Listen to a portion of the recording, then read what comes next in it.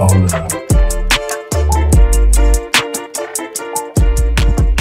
Bienvenue à tous, je suis Priscilla Reg et je vous présente ce premier épisode dédié aux droits des femmes. La journée internationale du 8 mars est l'occasion de faire le point sur les avancées et les défis qui restent à relever. On en parle avec vous, Katia Barbus-Blanc, bonjour. Bonjour Priscilla.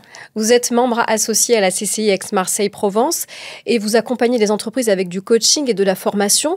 Ce sujet du droit des femmes, pourquoi est-il aussi important pour vous ? Alors, je suis tombée dedans quand j'étais petite. Je suis issue d'une famille où la justice sociale était très importante et l'engagement et le militantisme très présents. Et puis, je crois que tout au long de ma vie, d'enfants, d'ados, de jeunes femmes salariées dans des entreprises et puis de chefs d'entreprise ensuite, n'ont fait que confirmer cet engagement que j'avais par rapport au sujet parce que je l'ai vécu, je l'ai subi et c'est un sujet éminemment complexe mais qu'il est important de traiter parce que c'est extrêmement difficile d'être une femme dans la société et je pense que on devrait tous pouvoir en parler davantage. Vous vous êtes sentie pas à votre place ou... Alors, juste une petite anecdote, parce que ma première prise de conscience féministe, en fait, je devais avoir 7-8 ans. Et pourtant, dans une famille où la justice était importante, et dans une conversation à table avec mes parents et mon petit frère, en fait, d'un coup est venu le sujet, la petite maison qu'on avait, la campagne, elle ira... mon père a dit, elle ira à ton frère.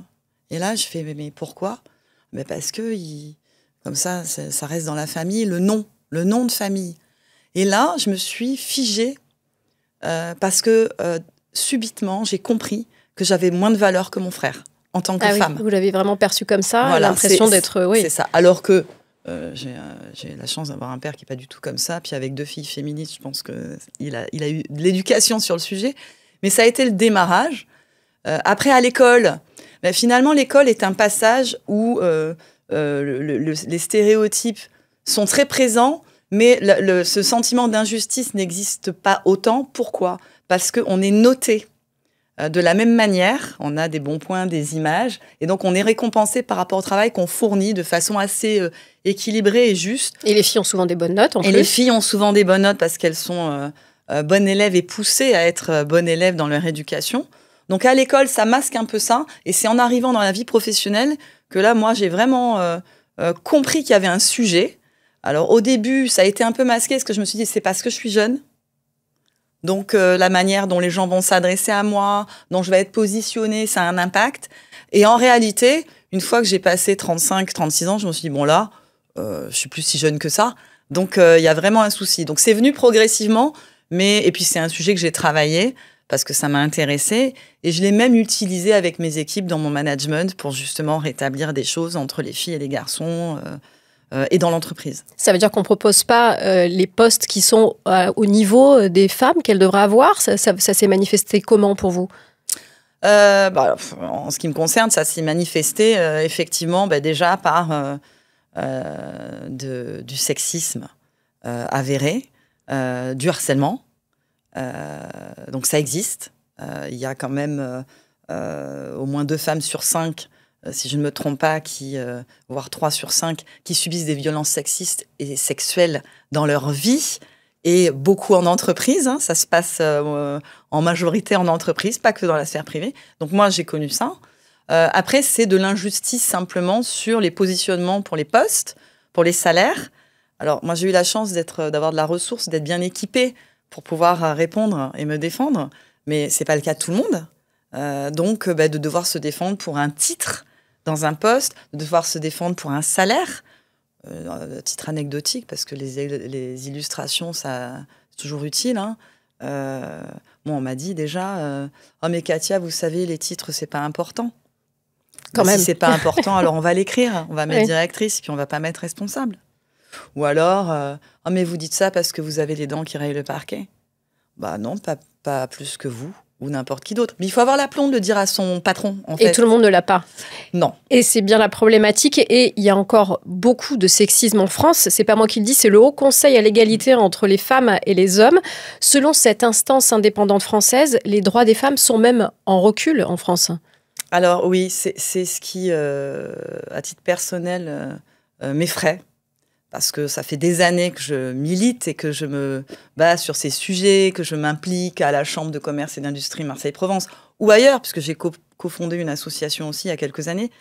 Et on a fait beaucoup de progrès sur la visibilité du problème, sur la sensibilisation, l'explication, sur la loi aussi, hein, et sur des mesures en entreprise. Et donc les générations les plus, pas les plus seniors, parce que les seniors c'est encore un autre sujet, mais on va dire les 35, 55, 60 ans, sont sensibilisés. Sont sensibilisés et considèrent le sujet et ont compris que ça avait un impact dans la société, un coût social, sociétal et économique très important. Le problème aujourd'hui, c'est les jeunes générations. Et le rapport du Conseil d'égalité pointe une polarisation. Donc on a les jeunes filles qui sont sensibilisées au sujet, au féminisme et au fait que c'est un sujet important. Et on a au contraire les plus jeunes garçons pour lesquels le sexisme se réancre très fortement, avec une espèce de résistance. Et les chiffres sont quand même assez alarmants, hein. Et vous parliez de la vie des entreprises. Ça a quelles conséquences, le sexisme, pour les entreprises au quotidien? Alors, ça en a plusieurs.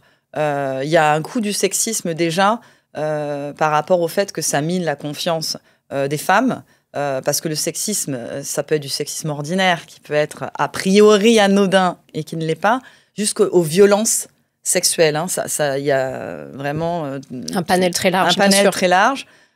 Sexisme qui est désormais puni par la loi.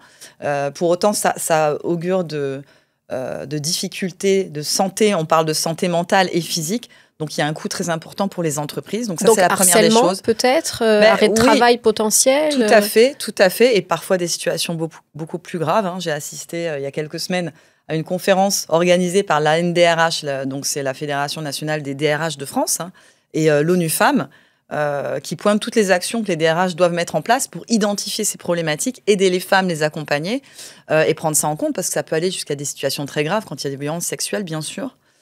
Y compris dans les populations cadres, qui ne le disent pas parce que justement, elles ont peur de l'impact que ça peut avoir par rapport à leur carrière dans l'entreprise. Donc ça, c'est le premier problème. Il y a un deuxième problème qui est plus de l'ordre du recrutement, parce qu'il y a des filières pénuriques, dans les filières techniques, numériques, industrielles. Les entreprises n'arrivent pas à recruter et les chefs d'entreprise se disent « mais comment on fait ?» Il faut qu'on ait plus de femmes parce que ça va nous aider aussi à recruter. Le problème, c'est qu'il faut s'attaquer à la racine. Une fois qu'on est déjà à la sortie des écoles, le vivier, il est ce qu'il est, c'est compliqué. Donc, c'est plutôt avant qu'il faut s'emparer du sujet. Donc, ça pose un vrai problème de recrutement. Et donc là, économiquement, ça a de vrais impacts, hein. Arrêtons-nous un instant pour le définir, le sexisme, parce qu'on en parle beaucoup dans le débat public. Parfois, certains médias opposent sexisme et féminisme. C'est quoi exactement le sexisme ? Le sexisme, ça part déjà du...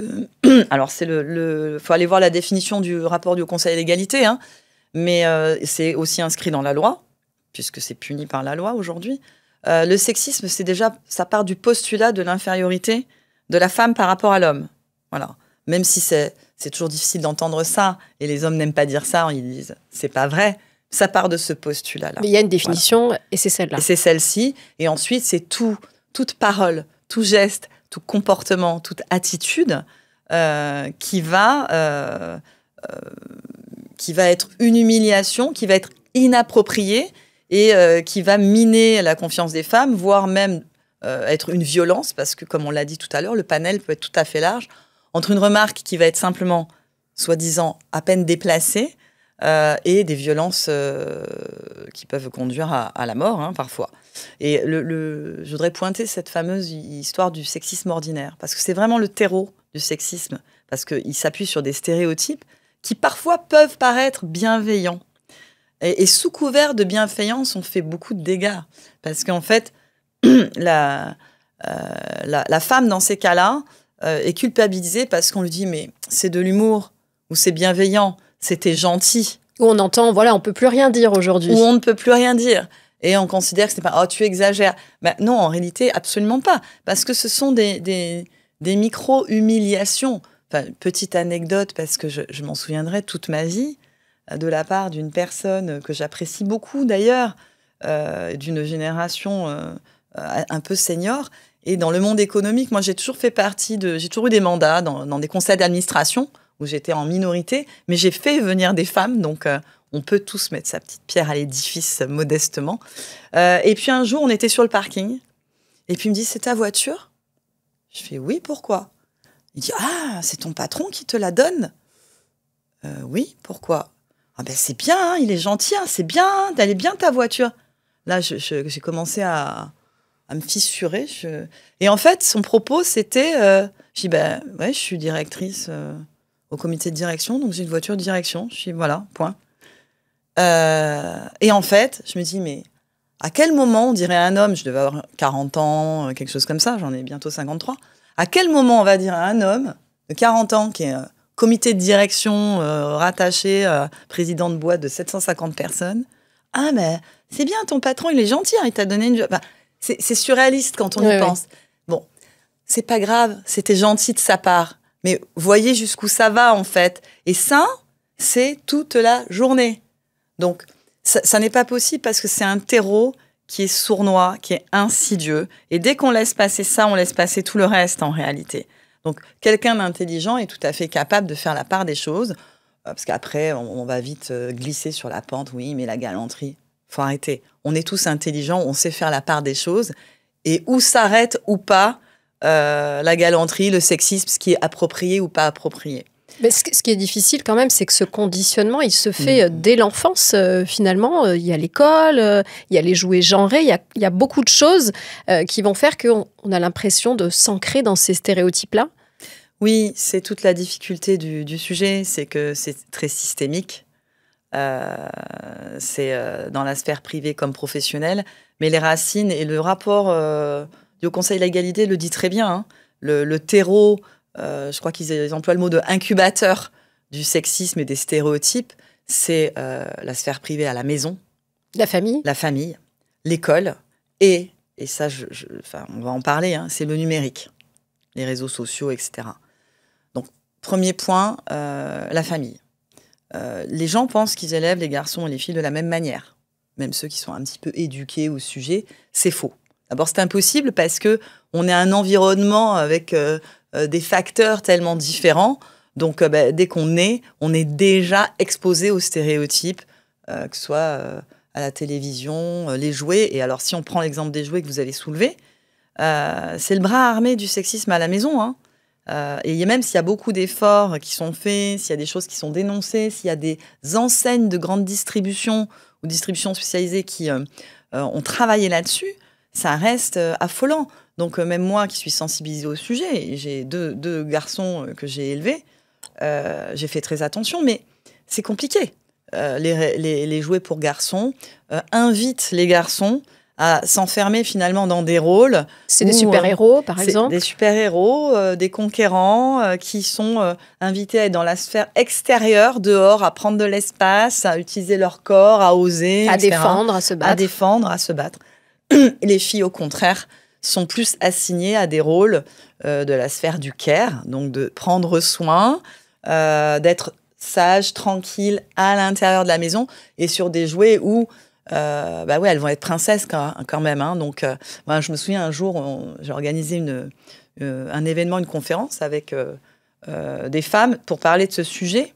Et j'avais des femmes qui disaient « Mais je ne comprends pas, ma fille est étudiante dans telle et telle école, en master, et je ne comprends pas parce qu'après c'est difficile pour elle, etc. » Je dis « Oui, mais en même temps, je suis un peu dure parfois, hein, mais vous avez fait dégouliner vos filles de rose depuis qu'elles sont petites, en leur faisant croire qu'elles étaient des princesses, qu'elles allaient être sauvées par des chevaliers sur leur cheval blanc.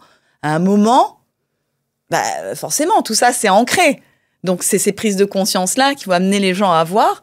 Donc, c'est sûr que les jouets, c'est un levier extraordinaire pour que les filles et les garçons se projettent différemment. Puissent s'exprimer, pareil dans les cours d'école aussi, bien où sûr. Les jeux ont une influence importante. Oui, les alors à l'école, foot. À l'école, c'est un deuxième sujet. Alors, il y a la place de l'espace public et l'espace dans la cour de récréation où les garçons prennent de l'espace. Le foot reste un sport qui est roi. Les filles sont peu invitées à y participer, même si elles sont plus nombreuses. Et puis, il y a des violences. C'est-à-dire que les petits garçons sont quand même élevés dans cette culture masculine et virile où la violence est quand même extrêmement présente. Donc, c'est très difficile. Et après, il y a dans les classes, parce que les professeurs, les enseignants ne sont pas formés au sujet. Et les professeurs et les enseignants, c'est pas des super-héros, ils ont été élevés comme nous dans les stéréotypes. Et vous le disiez, plus de la moitié des jeunes hommes de moins de 35 ans considèrent qu'il faut savoir se battre. Ils sont 46% à penser qu'il ne faut pas montrer ses émotions. Encore des chiffres du Haut Conseil à l'égalité. Ça veut dire que ces stéréotypes, il faut commencer par les identifier pour essayer de les déconstruire. C'est un long travail. En fait, depuis quelques années en France, on essaie de mettre en place des politiques à l'école. Mais malheureusement, en France, on est très conservateur par rapport à ce qu'on pense. En France, on pense toujours avec notre arrogance à la française qu'on est en avance. C'est le siècle des Lumières. Les Lumières, elles ont pris un petit coup derrière les oreilles quand même. Et des pays plus latins sont plus avancés que nous, même sur ces sujets. Alors qu'on dit que c'est les pays du Nord, mais même nous, par rapport aux pays latins, on n'est pas très bien placés. Et en fait, à chaque fois qu'on veut faire une réforme, on se prend des courants politiques qui font haro sur on va transformer nos garçons en filles et nos filles en garçons. C'est pas du tout le sujet. Il y a des pays nordiques qui invitent les filles à oser, à monter sur les tables à l'école pour parler, prendre la parole, s'exprimer, et qui invitent les garçons à entrer dans le contact et la douceur. Ça marche très bien, voilà, parce que c'est normal, et voilà. En France, on ne sait pas faire ça. Et ben, les enseignants, pour vous donner un chiffre qui m'a toujours frappé, c'est que à la maternelle, les enseignants et enseignantes, parce qu'elles sont plus nombreuses, n'est-ce pas, donnent 3 ou 4 fois plus la parole aux garçons qu'aux petites filles. Donc ça commence là. Et en plus, comme les garçons sont encouragés à oser, à s'exprimer, à faire du bruit, ils prennent la parole sans qu'on leur demande. Oui. Voilà. Donc tout ça, c'est des mécanismes dès l'école, dès l'enfance, et qui se traduit après dans le choix des métiers, sans doute, qu'on va faire. Est-ce que finalement, une femme choisit librement le métier qu'elle veut exercer, qu'elle pense vouloir exercer ? Alors, c'est juste pour illustrer directement, ça sera parlant. J'ai fait une intervention dans un cours sur le sujet des stéréotypes de genre dans une école de management très connue ici, avec des étudiants en master. Et donc, j'avais ce débat et j'avais une jeune fille qui me disait « Mais enfin, madame, moi, j'ai choisi de faire du marketing et de la communication. Il n'y a personne qui m'a forcé à le faire. » Donc là, il a fallu que j'explique ce que c'était qu'un libre choix. Oui, évidemment, personne ne l'a forcé à faire de la com plutôt que de la finance. Et un choix qui est conditionné dès l'enfance parce que on n'a pas été invité par les dessins animés, par les livres où Papa Ours bricole et rentre avec sa mallette et Maman Ours fait la vaisselle. On n'a pas été invité à ancrer qu'on peut aller dans du technique, du financier, etc. Et donc, forcément, toutes ces injonctions-là, elles sont tellement ancrées. Les rôles, il y a une assignation de rôles, des biais.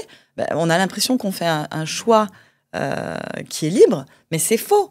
Et alors, en plus, à l'école, même les professeurs sont capables de dire, à cause de ces stéréotypes, les filles ne sont pas faites pour les maths. Et c'est quand même terrible. Et il y a des études qui montrent, il y a des expériences très simples comme ça.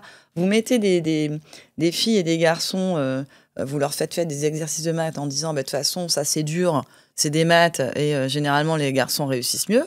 Les filles vont se planter. Vous faites la même expérience en disant, non, en fait, c'est facile, vous allez voir, vous êtes parfaitement capable, elles vont réussir. Donc, ces histoires de choix, de rôle, d'assignation, c'est hyper lourd, en fait. La mise en situation a un vrai rôle, oui. Et il y a aussi les assignations à se dire, je vais potentiellement être mère, donc je vais être un peu arrêtée dans mon parcours. Et ça, c'est grave, parce que...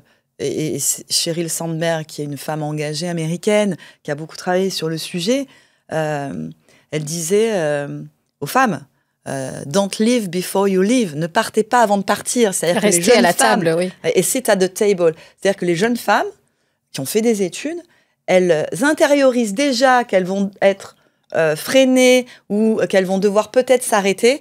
Donc, leur ambition inconsciemment se diminue parce qu'elles savent qu'il va se passer des choses à leur détriment. Elles ne prennent pas la place qu'elles devraient prendre. C'est ça, c'est autoréalisateur. Donc, ça ne va pas du tout. Il y a ça, plus le fait, si tu as de table, il faut prendre sa place, il faut se mettre devant. Je vous livre une petite anecdote parce que le vécu, ça montre quand même aussi au-delà des chiffres et des études. Moi, j'ai dirigé des équipes dans le monde de l'environnement dans la région et j'avais des équipes avec des filles et des garçons avec des profils très différents. Et donc, j'avais des espèces de stéréotypes très ancrés dans ce milieu-là, qui était un milieu d'hommes avec des hommes qui étaient les commerciaux, très... un peu dans la caricature, et des filles un peu dans la caricature de la fille. Bon. Et il y avait des disparités de traitement contre lesquelles j'ai lutté. J'ai réussi à leur obtenir de l'égalité salariale, l'égalité dans les voitures, l'égalité de traitement. Donc j'étais très fière de ça. Et ils ont progressé. Donc c'est un levier managérial, il ne faut pas oublier qu'on peut s'en servir pour faire progresser les équipes. Mais ce que je voulais dire, c'est que quand il y avait des événements professionnels, où je disais à mon équipe de venir, donc j'avais deux commerciales qui étaient avec moi. Et moi, j'étais dans les événements. Elle me disait, mais Katia, où es-tu? Par texto. Et j'ai dit, moi, je suis devant. Avec les chefs d'entreprise, avec les élus. J'ai dit, vous êtes où, vous? On est au fond. J'ai dit, alors, écoutez-moi bien. Si vous êtes au fond, rentrez chez vous. Ça sert à rien. Sinon, vous venez devant, avec moi. Parce que c'est là qu'il faut être. C'est le sit at the table. Sit at the table. Ce qu'il faut dire quand même, c'est que les hommes aussi sont victimes du sexisme. On n'en parle pas beaucoup. Par exemple, pour un jeune papa, prendre du temps pour s'occuper de son bébé, aujourd'hui, c'est encore perçu comme un manque d'ambition. Des exemples, il y en a plein d'autres. Oui, alors ça, moi, j'ai toujours défendu le fait que, au-delà du féminisme, ça n'est pas un gros mot pour moi, loin de là. Je parle d'humanisme. Pourquoi ? Parce que une société plus juste et plus équilibrée, c'est aussi des hommes qui n'ont plus sur leurs épaules ce poids d'être le breadwinner. Celui qui ramène l'argent à la maison. C'est ça. Et puis, celui d'avoir une injonction sociale à la réussite professionnelle. Un homme au chômage, il peut en souffrir davantage qu'une femme parce qu'il est intériorisé et accepté que voilà, c'est moins grave pour une femme que pour un homme. Alors, après... Attention sur cet argument. Donc, évidemment que les hommes ont tout à gagner à ce qu'on puisse avoir une société plus juste pour eux aussi, y compris pour s'occuper de leurs enfants. Et les entreprises, aujourd'hui, prennent ça en compte quand même pas mal. Et de toute manière, les jeunes générations veulent vivre différemment. Donc, le sens au travail, le rapport au travail est différent. Donc ça contribue quand même à faire en sorte qu'ils sont moins obligés d'aller en réunion à 20h. Et puis on trouve ça tellement génial, un papa qui s'occupe de ses enfants quand même, c'est tellement mignon. Donc, pardon, parfois je suis un petit peu sarcastique, mais il faut faire attention à cet argument parce que y a eu un courant comme ça masculiniste qui allait dans ce sens. Faut arrêter. Je crois qu'il faut remettre les choses à leur place. Quand on regarde les chiffres, ils sont accablants. C'est accablant. Si on regarde ne serait-ce que les violences sexuelles, on en a parlé beaucoup. Et il faut continuer d'en parler parce que tout n'est pas encore dit. Je crois que le sexisme aujourd'hui et les stéréotypes de genre se font en majorité au détriment des femmes. Donc évidemment qu'on est là pour avancer avec les hommes. Et je rêve qu'on avance ensemble parce qu'il n'y a que comme ça qu'on va y arriver. Donc je voudrais qu'il y ait beaucoup plus d'hommes impliqués dans le sujet. C'est pas une histoire de bonne femme, c'est une histoire de société. C'est une histoire de justice sociale et c'est une histoire de richesse économique aussi. Donc voilà, mais arrêtons de dire que ces pauvres hommes, non, ils ont la place. Dans les stats, ils le montrent, ils ont peur de la perdre pour certains. Voilà, donc faut faire attention à cet argument-là aussi. Alors, on fait quoi, du coup, pour réduire l'écart salarial, pour qu'il y ait plus de mixité dans le monde du travail? Est-ce que ça passe forcément par des quotas? Alors, ça passe par la loi, déjà, de façon globale. Les quotas font partie des lois. Hein. Donc, en France, on a voté beaucoup de lois sur l'égalité professionnelle. Et quand on les a votées, on les revote ou on en revote d'autres parce qu'il n'y a pas forcément d'application concrète. Aujourd'hui, quand même, on a bien progressé. Donc ça, c'est un premier élément. Les quotas, avec la loi Copé-Zimmermann, dans un premier temps, qui a permis en France de faire passer à 47% de femmes dans les conseils d'administration, des grandes sociétés, hein, évidemment. Oui. Mais ça, c'était dans les conseils d'administration. on n'est pas dans l'exécutif. Donc, il y a eu la loi Rixain qui permet là d'aller dans une strate de direction exécutive, à la direction opérationnelle exécutive. Donc là, la loi Rixain prévoit qu'il y ait 30% de femmes dans les instances dirigeantes et parmi les cadres dirigeants, donc 30 et 40%, je crois, en 2029. Donc ça va évoluer. C'est prochainement. Et ça, c'est hyper important parce qu'il faut comprendre que ces sujets avancent s'il y a une volonté politique et que ça vient du haut. Parce que c'est une histoire d'exemplarité, de rôle modèle. Il faut que ça descende. Après, évidemment, il faut que ça parte par le bas aussi, mais c'est une volonté politique. Donc, les quotas, moi, je rêve d'une société où il n'y aura plus de quotas. Oui, c'est ça. Vous dites quoi à celles et ceux qui sont contre ces quotas, qui s'y opposent ? Oui, moi aussi, j'aimerais bien qu'il n'y ait pas de quotas. Mais s'il n'y a pas de quotas, il ne se passe rien. Donc, par exemple, c'est grâce aux quotas qu'à la Chambre de commerce et d'industrie Marseille-Provence, aujourd'hui, on a des équipes d'élus à plus de 35% de femmes, alors qu'il y a quelques années, le chiffre, il était portion congrue. Voilà. Et on travaille super bien tous ensemble, ça amène énormément de choses. De toute façon, la diversité, c'est une richesse. Pas, attention à cet argument-là aussi, hein, pas parce que les hommes et les femmes sont complémentaires, que les hommes sont stratèges et que les femmes sont organisées. Ça, c'est hyper dangereux aussi comme argument. Et puis c'est faux, parce qu'on peut se construire de manière différente.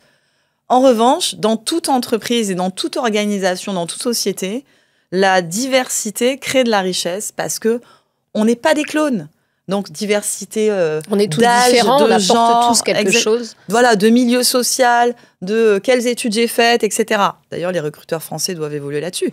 Dans les pays anglo-saxons, on recrute des gens qui ont fait des sciences sociales, voilà. Nous, on est un peu trop dans le clonage. Et c'est dommage parce que cette ouverture d'esprit, cette culture, elle amène la richesse dans les entreprises. Et aujourd'hui, le coût économique de tout ce sujet-là, du sexisme, des stéréotypes, de l'inégalité homme-femme, il a un coût de 12 à, selon les études mondiales, entre 12 et 20% du PIB. C'est énorme, être augmenté grâce à ça. Donc, c'est quand même intéressant de se pencher dessus. On a parlé des grandes entreprises. Que peut faire une petite PME, une petite TPE pour faire avancer ce sujet du sexisme sans gros moyens, du coup ? Alors, je l'ai dit, c'est une question de... La lutte contre le sexisme, bien sûr. Ouais, de culture et de volonté. Et donc de sensibilisation. On n'a pas besoin d'avoir de l'argent pour faire en sorte que les comportements soient appropriés dans une entreprise, de faire en sorte d'expliquer ce que c'est que la loi, de faire en sorte que les salaires soient équitables et justes dans une entreprise. Une PME peut tout à fait faire attention à embaucher des femmes à des postes de direction. Il y a plein de choses à faire qui ne coûtent pas un centime. Voilà. Donc, c'est par la sensibilisation qu'on peut avancer. Après, je crois beaucoup aussi à l'effet domino. Si les grandes entreprises sont forcées, il y a l'index à l'égalité professionnelle, donc les critères se renforcent et donc les grandes entreprises sont de plus en plus obligées de faire en sorte que ce soit une réalité. De la même manière que sur d'autres sujets comme l'environnement, par exemple, quand les grandes entreprises sont obligées de le faire, les grandes entreprises sont aussi des donneurs d'ordre avec des sous-traitants, des clients, et qui peuvent ensuite faire en sorte que dans les cahiers des charges, c'est de la RSE, donc les gens soient exemplaires. Donc ça peut aussi amener les PME à être beaucoup plus vertueuses sur le sujet. Mais je crois qu'on a tous un rôle à jouer, et quand on fait des opérations avec la Chambre de commerce et d'industrie Marseille-Provence, on est là vraiment pour sensibiliser. On représente les 135 000 entreprises du territoire. Nous, on est là aussi pour sensibiliser, parce que les chefs d'entreprise, quand ils sont dans leur PME, le nez dans le guidon, ils ont vraiment des soucis de trésorerie, de clients, c'est pas leur sujet, et on peut comprendre. Sauf que si on leur fait prendre conscience que s'ils n'arrivent pas à recruter, c'est un peu lié à ça. Qu'on a tous à y gagner. Qu'on a tous à y gagner, qu'ils n'arrivent pas à retenir les talents, c'est un peu lié à ça. Enfin, il y a plein de sujets. En fait, petit à petit, on va permettre de sensibiliser et de faire évoluer les sujets, y compris l'entrepreneuriat au féminin. On fait beaucoup de choses avec un forum qui s'appelle OSE, avec toute une communauté d'entrepreneurs.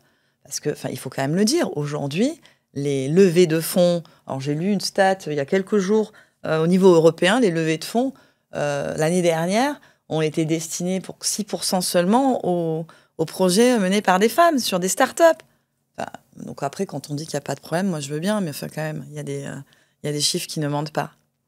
Et des stéréotypes de genre qui impactent donc notre avenir. Ce qui est encourageant, c'est qu'autant d'hommes que de femmes considèrent la lutte contre le sexisme comme un sujet important. Preuve donc, vous l'avez dit, que des politiques fortes peuvent être menées et que les mentalités sont prêtes à évoluer. Merci Katia Barbus-Blanc. Juste, je peux ajouter quelque chose. On parlait du numérique tout à l'heure. Et donc oui, on a des points positifs, on est en train de le dire. Les réseaux sociaux sont un des sujets majeurs aujourd'hui. Un facteur aggravant. C'est un facteur très aggravant, c'est pour ça qu'on en est là et qu'on le pointe. Il y a 68% des contenus d'Instagram qui portent des clichés sexistes. Je crois que c'est plus de 88% sur les vidéos YouTube, avec même de la violence comme modèle. Et ça, c'est ce qui est en train de construire nos jeunes garçons. Voilà. Donc, le problème des réseaux sociaux, c'est que c'est systémique et que l'impact est énorme. Il y a ça et il y a l'IA aussi. L'IA, c'est un vecteur incroyable, mais l'IA s'est développé par des hommes hétéros, seniors, etc. Enfin bon, bref. Oui, en majorité, bien sûr. Et donc, forcément, les clichés sont dans l'IA. Donc, évidemment que maintenant, les gens se penchent là-dessus, mais les réseaux sociaux, ça reste un vrai sujet. Donc, il va falloir un maximum de recul. Il va falloir trouver des solutions parce que les chiffres sont vraiment. Et j'invite vraiment les gens à lire le rapport du Conseil Égalité parce que les chiffres sont alarmants et on peut tous faire quelque chose à notre niveau. Donc, il ne faut pas négliger ça non plus. C'est important, ça concerne tout le monde. On a tous plus ou moins des sœurs, des frères, des filles. Voilà. Donc, et j'invite les hommes à venir avec nous pour se mobiliser sur le sujet, parce qu'on a besoin de tout le monde. Donc, dernier rapport du Haut Conseil à l'égalité qui est sorti en janvier dernier. Merci beaucoup, Katia Barbus-Blanc, d'avoir été avec nous. Merci de m'avoir invitée. Et merci à vous d'avoir été à l'écoute de votre podcast Haut-Parleur. À très vite.